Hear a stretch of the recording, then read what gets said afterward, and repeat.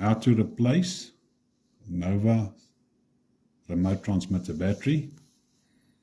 Grip the remote transmitter firmly on the outer base section. Turn the inner section 90 degrees left or right.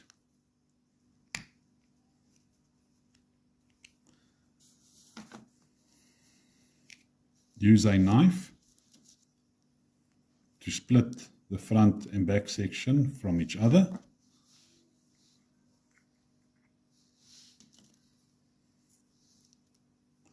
Remove the old battery.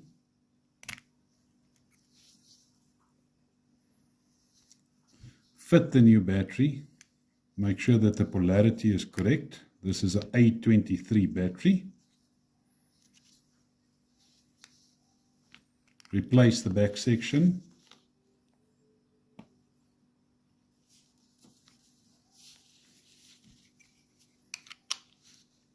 Place the remote transmitter in the holder and turn 90 degrees. Press the remote transmitter to see that it's in a working condition.